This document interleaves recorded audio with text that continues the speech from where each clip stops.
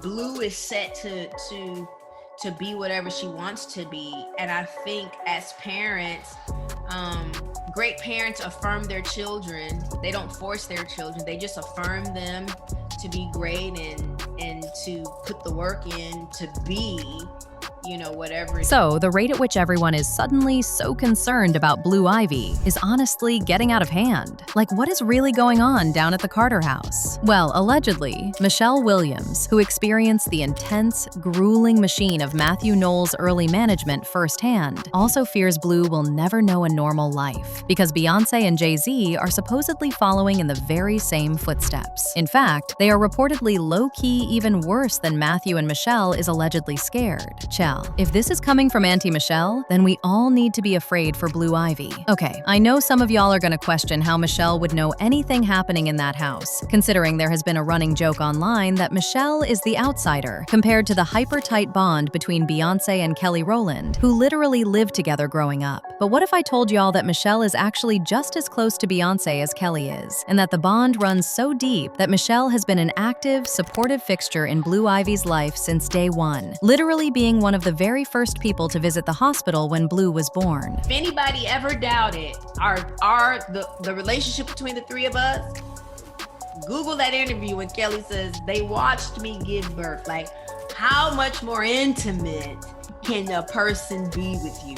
Besides making the baby, we saw you bring the baby into the world. Actually, Auntie Michelle has proudly shown up to support her niece, hitting the red carpet with Blue at the Lion King premiere, and most recently walking the carpet alongside Blue and Mama Tina at the high-profile Angel Ball. Like, Michelle even went viral after stepping up to perform at the private school attended by Blue and Kelly Rowland's son, Titan, explicitly doing it as a favor because of how close the DC family remains behind closed doors. Actually, every time the media tries to paint Beyonce and Jay Z as these untouchable, cold, robotic industry elites who are overly controlling their kids, Michelle steps up to humanize them. She has gone on the record multiple times, explicitly telling the public that behind closed doors, B and Kelly's parenting is completely organic, and that they are just like everybody else when the cameras drop. In addition, back in 2021, Michelle talked to Us Weekly about how she maintained a close friendship with all her former bandmates, and she said, "I would just say respect and keeping our friendship kind of between us. We don't share secrets. I don't treat any of my friends any differently than Beyonce and Kelly. We just honor each other's hearts, really." Around this time is also when Michelle talked about how the media wanted to write its own narrative of jealousy and spats and drama, but none of that was true. She did say that they had disagreements like any friends or co-workers do, but ultimately, they all had a deep respect for each other as artists and as women. In her words, 20 years later, we still share that gift of friendship. Maybe it was because of our friendship,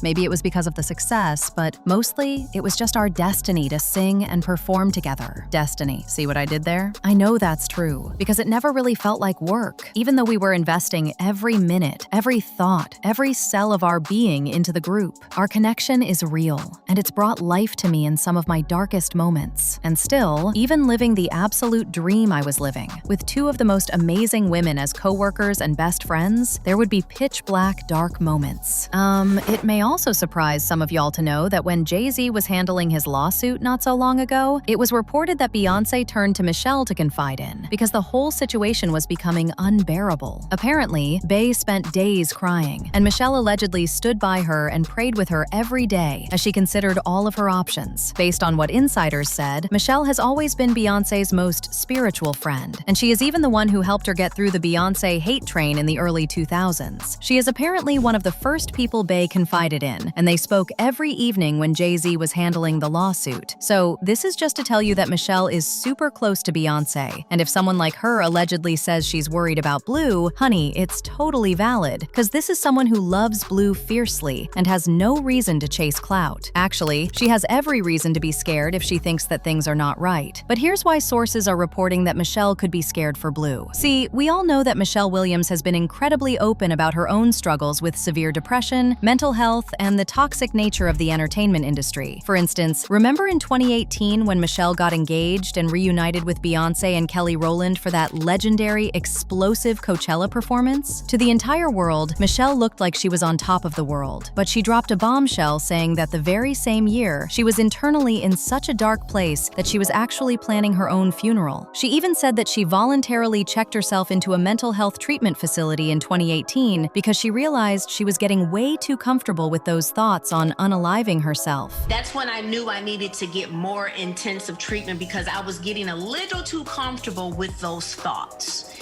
And I wasn't feeling safe with myself. But at the end of the day, I knew that that's not what I wanted to do.